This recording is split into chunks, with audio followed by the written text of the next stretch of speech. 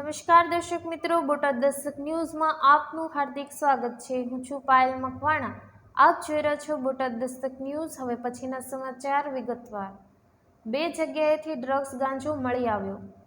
વેજલપુરના મકાનમાંથી MD ગાંજા સાથે એકની ધરપકડ। કાલુપુર રેલવે સ્ટેશનમાં પૂરી ટ્રેનમાંથી ગાંજાની બિનવારસી બેગ મળી। ડ્રગ્સ માફિયાઓને રોકવા માટે પોલીસ તેમજ એજન્સીઓએ કમર કસી છે। અમદાવાદના વેજલપુર પોલીસ મકાનમાં ડ્રગ્સનું વેચાણ કરી રહેલા ડ્રગ્સ માફિયાની ધરપકડ કરી છે।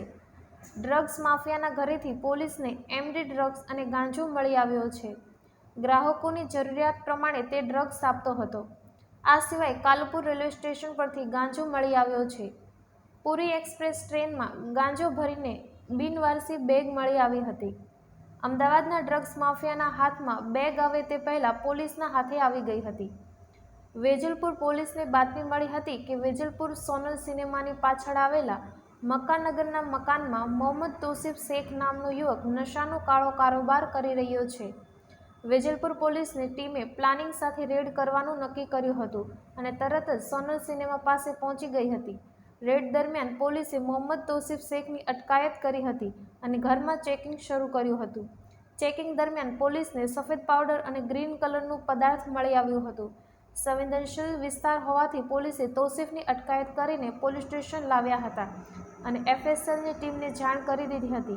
એફએસએલની ટીમ તરત જ ઘટના સ્થળે પહોંચી ગઈ હતી અને સફેદ પાવડર અને પદાર્થનું પરીક્ષણ કર્યું હતું।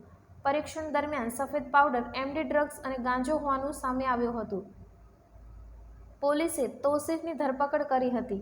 પોલીસને તોસીફના ઘરેથી 14.920 ગ્રામ એમડી મળ્યું છે, જેની કિંમત 1.49 લાખ રૂપિયા થાય છે, જ્યારે 1.366 ગ્રામ ગાંજો મળી આવ્યો છે, જેની કિંમત 13,000 રૂપિયા થાય છે। વેજલપુર પોલીસે તોસીફની 1.69ના ડ્રગ્સના જથ્થા સાથે ધરપકડ કરી છે। તોસીફની પૂછપરછમાં અનેક લોકોના નામ ખુલે તેવી શક્યતા છે।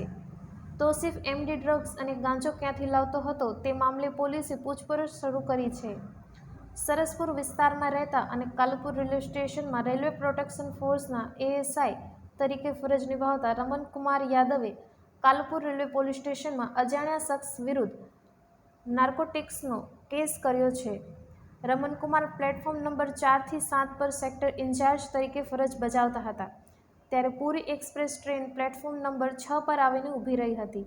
રેલવેના કર્મચારીઓએ રમનકુમારને ફોન કરીને કહ્યું હતું કે પૂરી એક્સપ્રેસ ટ્રેનના કોચ નંબર B07ના સીટ નંબર 60 થી 62ની નીચે એક બિનવારસી કોલેજિયન બેગ પડી છે। એસઆરપીની ટીમ તરત જ ટ્રેનમાં પહોંચી ગઈ હતી અને બેગ ખોલતા ગાંજો હોવાનું સામે આવ્યું હતું। એસઆરપીની ટીમે તરત જ રેલવે પોલીસને જાણ કરી દીધી હતી। રેલવે પોલીસની ટીમ તાત્કાલિક ઘટના સ્થળે પહોંચી ગઈ હતી અને તપાસનો ધમધમાટ શરૂ કર્યો હતો। બેગમાંથી રેલવે પોલીસને 6.300 કિલો ગાંજો મળી આવ્યો હતો, જેની કિંમત 63,000 રૂપિયા થાય છે। રેલવે પોલીસે બેગમાંથી મળી આવેલો પદાર્થ ગાંજો છે તે જાણવા માટે એફએસએલની મદદ લીધી હતી।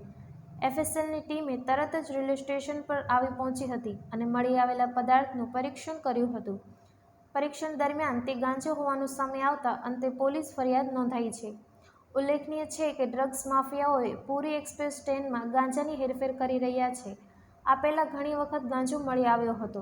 પોલીસ કે એજન્સીઓ ઝડપી નહીં તે માટે ડ્રગ્સ માફિયાઓ પૂરીને ટ્રેનમાં બિનવારસી ગાંજાનો જથ્થો મૂકી દેતા હોય છે અને બાદમાં અમદાવાદના ડ્રગ્સ માફિયાઓને ફોન કરીને જાણ કરી દેતા હોય છે। ટ્રેન જ્યારે પ્લેટફોર્મ પર ઊભી હોય ત્યારે પેડલર્સ ગાંજાની બેગ લેવા માટે પહોંચી જાય છે। કેટલીક વખત પોલીસની ટીમ હોવાના કારણે ગાંજાનો જથ્થો લઈ શકતા નથી। અગાઉ અનેક વખત બિનવારસી ગાંજો ટ્રેનમાં મળી આવ્યો છે, ત્યારે ગઈકાલે પણ 63,000નો ગાંજો મળી આવ્યો હતો। સૌજન્ય દિવ્ય ભાસ્કર, બોટાદ દસ્તક ન્યૂઝ, પાયલ મકવાણા, બોટાદ।